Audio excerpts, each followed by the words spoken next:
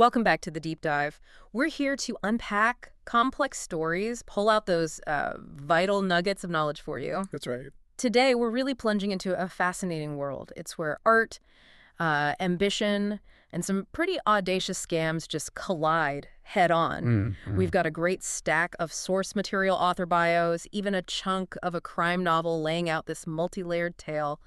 Frauds, surprising alliances, the works. It's quite the web. Our mission today, uncover that web of deception. Try to understand the players, their motivations, and, well, follow the money, no matter how twisty it gets. Absolutely. And we're not just, reading a story here. We're really dissecting a masterclass in manipulation, wouldn't you say? Absolutely. Well, look at how these seemingly simple schemes can spiral, become these huge international criminal things, and how knowledge itself, or just the idea of knowledge, can be, well, faked and weaponized. Yeah, weaponized is a good word for it. Get ready for some real aha moments, I think, about what value even means. Okay, let's dive in. Our story kicks off in London, and the setting, a bit unexpected, the Lucky Charms strip club. Right, not your typical art world venue. Not at all. And here we meet Walter Payne. He's this cynical ad man, life's kind of a mess post-divorce, and he's desperate for, well, he calls it a cash cow. Needs a big score. Exactly. And it's here, in this club, that Walter gets what he thinks is a brilliant idea. He sees Nadia Marino. She's a hostess, described with bright orange wavy hair, a rail-thin body, and deep-set black eyes surrounded by overly dramatic goth makeup. Quite a look. But Walter sees past that, or maybe through it. He thinks she's a dead ringer for someone famous from history. Yeah, this is the spark, isn't it? It really is. So what clicks? How does he connect this hostess to, well, a high-stakes con using a historical icon? Well, that connection, that's the whole foundation of the scam, really. He instantly sees her resemblance to Marchesa Luisa Casati. The real-life Italian icon, early 20th century. The very one. Known for being incredibly extravagant, bizarre fashion, wild lifestyle. And crucially, she had this long relationship with the artist Augustus John. Ah, Augustus John. Okay. So what's fascinating, right, is how Walter's ad man brain immediately sees, like, a marketing angle in a person's face. He's leveraging history, fame, art, all for a modern scheme. It's like seeing a person as a brand asset from moment one. Exactly. It's kind of an early, analog version of influencer marketing almost. Yeah. Creating this valuable asset from a persona, a look, but completely fabricated value. Wow. Okay, so his mind's racing. The Mad Marchesa campaign starts taking shape, and he starts building his team, this motley crew, a real mix. There's Chloe Carlisle, his former creative assistant, Micah Galloway, an artist presumably to make the fakes. You'd assume so, yeah. Nadia, of course, the face. And then significantly, Linus Gabot, a former stockbroker client. Dubious reputation, it says. Expertise in pump-and-dump schemes. Right. And Linus's involvement tells you everything, doesn't it, from the very start? Yeah, this isn't just some quirky art project. Not even close. Linus calls it what it is, straight up. Pump and dump syndicate play. Okay, spell that out. What does he mean? He means create something seemingly valuable that everyone wants. That's the asset. Promote it like crazy, the pump. Then sell your shares, your stake, to eager investors, the dump, and get out before, as he puts it, the rubes discover the asset is worthless. Rubes. Charming. So it's pure financial illusion. Pure fiction designed to generate real money. It's incredibly bold. And the asset they choose to manufacture. The lost Augustus John Casati portfolio of oil sketches. Just invent it. Poof, out of thin air.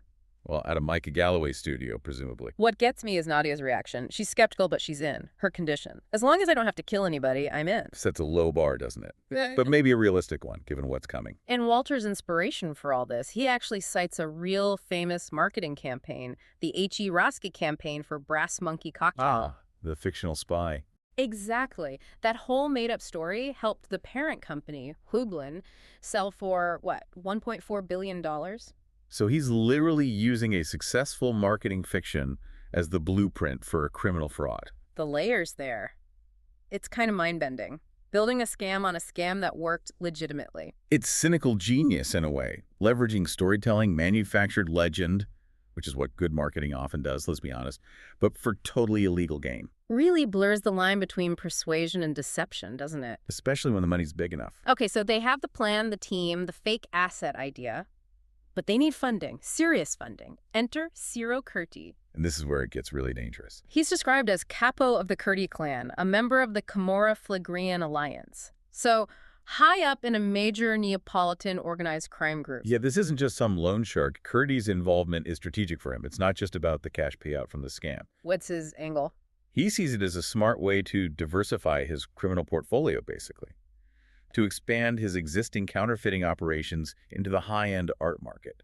Why art? Because, as he apparently points out, millionaires who buy pricey art are often less likely to raise a stink if they find out later it's a fake. It's embarrassing for them. Bad publicity. Huh. That's disturbingly shrewd. Protects the scam after the fact. Exactly. He's assessed the market's vulnerability. But things go wrong pretty fast, don't they? They do. The plan hits snags. The patsy widow, Elena Salerno, the one supposed to have innocently found the portfolio. Yeah. She starts wanting more money. And the fake art itself, maybe it's not convincing enough. It's not generating the buzz, the value they hoped for. So, Curti's solution? Swift. Brutal. Ruthless. He arranges an unfortunate fire. Oh, no. Yeah. Destroys everything, including, tragically, Mrs. Salerno herself. He kills her, just like that. Seems so. The fire insures Curti International, his company, becomes the beneficiary of the insurance policy on the destroyed art. Collects a cool £1 million payout. Wow. So this isn't just cutting his losses. This tells you everything about Curti. Absolutely everything. It's a critical moment. Shows his ruthlessness, his willingness to eliminate problems. Literally. People are just disposable. It's foreshadowing, really. And it protects his investment, turns it into profit via insurance fraud. While also getting rid of a potential witness or someone demanding more money. Very efficient in a horrifying way. Okay, but amidst all this danger, Nadia, who's still working back at the Lucky Charm, she plays a key role, right? A crucial one. She's basically a mole inside their own operation, watching Curti. And she figures him out. Pretty quickly. She realizes Curti's playing his own game, intends to betray them. She warns Walter. Her quick thinking arguably saves them. How? She tells Walter they need a backup plan. Get Micah, the artist, to immediately create duplicate artwork, a second set. Insurance against the insurance fraud. Kinda, yeah. And she specifically tells Walter, whatever you do, don't tell Linus. Why not Linus? He's part of the original crew. Because, as Nadia puts it, he's almost as crooked as Curti. So even within the gang, the trust is just gone. Everyone's looking over their shoulder. Completely. Nadia shows amazing street smarts here. She understands the personalities, the real threats. It's not just the cops they need to worry about, it's each other. Keeping Linus in the dark is pure self-preservation. Okay, so flash forward. 1 year later, the duplicate art exists. 12 aged oil sketches. Walter has a new plan. Plan B. Sell this set. But not in London. He targets the Art Gallery of Ontario, AHO, in Toronto. He figures the distance, different country, might offer some safety from Curti. Logical on the surface. But is it enough? Does moving countries really get him out of reach? Well, that's the gamble he takes. But it turns out to be a, let's say, significant underestimation of Curti's reach and persistence. And there's another complication with the AHO, isn't there? They're not just interested in buying art. No, totally different motivation, ironically. They want to make a documentary about Augustus John and Casati. They think acquiring this lost portfolio could boost visitor numbers for the Casati portrait they already own. So the art world itself, with its own goals, narratives, prestige, getting people through the door, kind of walks right into the trap. Yeah, it inadvertently becomes the perfect, unwitting stage for Act 2 of the scam. Institutions just pursuing their own aims can create these blind spots, you know. And this brings in a whole new cast of characters in Toronto. Right. The AHO hires Axel Webb. He's a private investigator, specializes in missing, lost, stolen art. Top guy. He's joined by Monty Brown, an art consultant with a shady reputation. Axel apparently calls him a con man, bunco artist, charlatan, and all-around grifter. Yeah. Doesn't sound like a glowing recommendation. Monty probably thrives in those gray areas of the art market. Then there's Cecil Monroe, the documentary filmmaker hired by the AHO, seemingly just there to film everything. Seemingly. Keep an eye on him. And a Toronto lawyer, A. Barton Bailey, becomes the new front for Walter, the respectable face for the sale. Quite the ensemble. You've got the legit investigator, the dodgy consultant, the filmmaker, the lawyer, all circling this batch of fake paintings. Walter must think he's finally clear. New city, new setup. Yeah, but that illusion shatters pretty fast. What happens? What's the moment he knows he's not safe? It's simple, but chilling. He's in a Toronto cafe, looks up, sees Linus Gibot. The dodgy stockbroker. And Nero, Curtis' enforcer. The muscle. Just sitting there, watching him. Oh, man. Game over for feeling safe. Big time. Huge red flag. Curtis reaches global. Walter panics, grabs the duplicate paintings, rushes them over to the lawyer, Bailey, for safekeeping. Probably felt like the only option. But the consequences. Immediate and brutal. Barton Bailey is found murdered in his office. Murder. Yes. The place is ransacked, obviously looking for the paintings. And the police? Detective Sergeant Malcolm is on the scene. He's described as a useful asshole, apparently has a rivalry with Axel Webb, the PI. Right. And his first suspect, Axel. Of course, convenient. But the crime scene. There's a key clue, isn't there, about the fingerprints? Crucial clue. They find Nero's and Linus's fingerprints. But only in the elevator outside Bailey's office, not inside the office itself. So they were there, but careful not to leave prints at the murder scene. What does that suggest? It suggests it wasn't just a robbery gone bad. It's just planning, professionalism, a hit. They wanted the paintings, yes, but they were also careful about leaving traceable evidence inside. And Axel Webb figures out the deeper motive, doesn't he? It's not just about getting the duplicate paintings back. Exactly. Axel connects the dots. The murder wasn't just about stealing the second set of paintings. It was primarily about protecting Curdy's first big score. The £1 million insurance fraud back in London. Precisely. If these duplicate paintings surfaced, got authenticated maybe, or even just investigated thoroughly by someone like Axel, it would inevitably raise massive questions about the ones that supposedly burned in the fire. The ones Curdy already got paid $1 million for. Right. The insurance company would start asking very awkward questions. Bailey's murder wasn't just theft. It was fundamentally about eliminating the evidence that could unravel the original, much larger fraud. It was damage control, Curdy's style. Wow, okay. So just when you think the lines are drawn, Walter's crew versus Curdy, Axel investigating, boom, another twist. A big one. Remember Cecil Monroe, the documentary filmmaker? Yeah, it just seemed like part of the background crew. Turns out, he's a mole. A mole? For who? An investigator.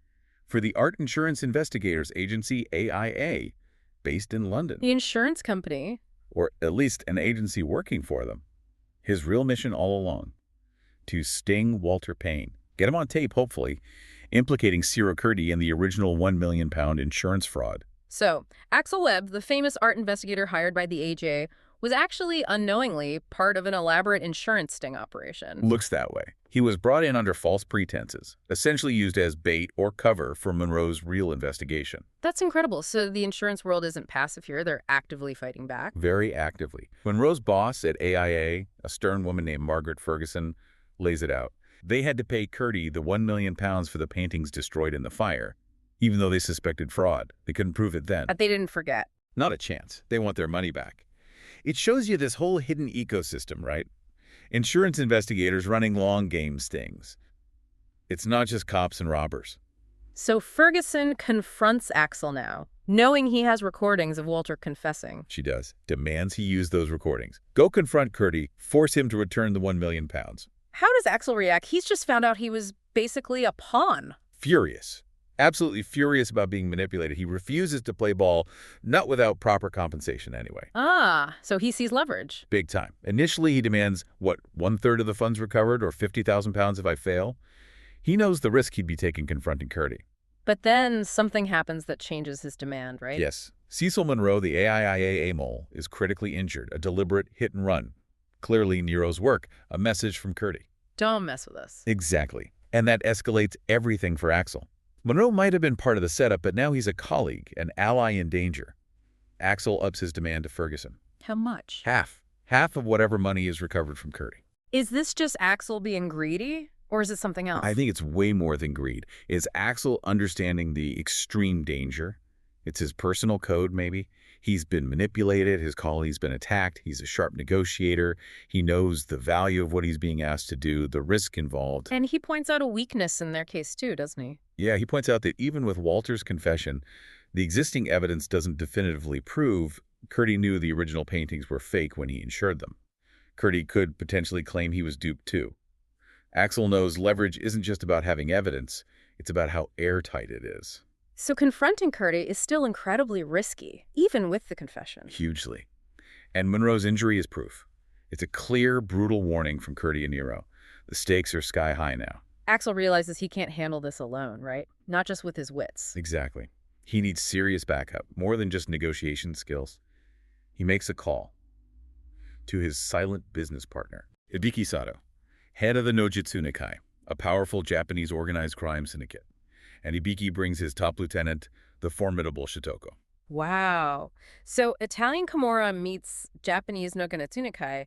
This just got even more complex. It introduces this fascinating cross-cultural criminal element. Yeah. And Hibiki Sato's philosophy is interesting, too. He sees this whole mess, this crisis, as danger plus opportunity. How does he see opportunity here? Well, we'll see. But it's not just about adding muscle. It's about bringing a completely different strategic playbook to the table. So Axel, now backed by Shitoko, confronts Kurdy directly. Where? Right back where it all started, the Lucky Charms strip club. Full circle. How does that go down? Shitoko's presence alone apparently neutralizes Nero, Kurdy's enforcer. Yeah. Just pure physical intimidation and skill. Then Axel lays it all out for Kurdy. The whole list. Everything. Defrauding the insurance company, cheating his partners, Walter and Linus. Bailey's murder, orchestrated by Nero. He demands the £1 million refund. And Kurdy, still defiant. Still defiant. Refuses. He probably thinks he can still muscle his way through. But the Nogitsunekai have a different approach, don't they? Not just violence. Exactly. This is where the Sokaya tactic comes in. It's a classic Japanese corporate disruption strategy. How does it work? Instead of setting in thugs, the Nogitsunekai organizes these very visible, disruptive protests outside Kurdy's clubs. Picket lines, signs saying things like, "Stop the exploitation of women, strippers are amoral." Huh. Attacking his business reputationally. And financially. It hits him where it hurts. Customers stay away. The source says Kurdy starts losing something like $430,000 a week across his 3 clubs. It's crippling. That's brilliant, in a way. Using public pressure and economic pain instead of just bullets. It's a sophisticated form of coercion. Leverages public perception, business disruption. Much harder for Kurdy to fight than simple violence. But there's one final twist, isn't there? The real checkmate move by Hibiki Sato. The masterstroke. Turns out, Hibiki had already been talking to other Kimura capos in London, behind Kurdy's back. What deal did he make? Simple. The Nogitsunekai wouldn't interfere with Axel getting the £1 million insurance money back from Kurdy. In return, the other capos would let the Nogitsunekai take over Kurdy's lucrative strip club businesses. Kurdy loses everything. His clubs and the £1 million? Essentially, yes. The Nogitsunekai gets a legitimate-looking foothold in the London entertainment market. They even promise the other Kimura bosses they'll bring in nightly busloads of male Japanese businessmen to the clubs. Good for everyone, except Kurdy. So Kurdy is completely outmaneuvered, attacked financially by the Sukaya protests, and politically isolated within the Kimura by Hibiki's deal. Exactly. Overwhelming pressure. A new, powerful alliance formed against him. He has no choice but to concede, give back the money, lose his business. What an incredible endgame. A masterclass in strategy using different forms of power. Absolutely. It shows how these underworld power shifts aren't always just about violence. They're about alliances, market control, strategic negotiation. Hibiki didn't just solve Axel's problem, he expanded his own empire. So we went from a desperate ad man in a strip club all the way to international crime syndicates cutting deals over insurance fraud and club ownership. What a journey. It really was. And what this whole saga, I think, really highlights is how these worlds that seem separate, advertising, art, law, crime, they're not separate at all, are they? They intertwine constantly, especially when big money's involved. Yeah, money seems to be the universal connector. And value itself becomes a slippery concept. Is the art valuable? Is the story valuable? Is the scam valuable? It shows how perception can be built, manipulated, weaponized on a massive scale. The pursuit of wealth, legit or illicit, just drives these bizarre alliances, betrayals, power shifts. It really does. It shows the lengths people will go to and the incredibly diverse tools from marketing spin to organized crime tactics they'll use to get what they want. It's definitely a powerful reminder, isn't it, that under the surface of almost any big transaction, any exciting discovery, there can be hidden motives, dangerous players, layers of performance. Absolutely. Makes you look at things a bit differently. So what does this mean for you listening? I think it really underscores this idea that information, maybe especially today, can be just meticulously crafted fiction. Truth can be buried deep. Performative truth, perhaps. Yeah, which leads us to our final provocative thought for you to chew on. Hmm. In a world where even facts can be skillfully designed marketing campaigns, where value can be pumped up out of nothing. How do you figure out what's genuinely valuable versus what's just presented as valuable because someone somewhere wants you to believe it is?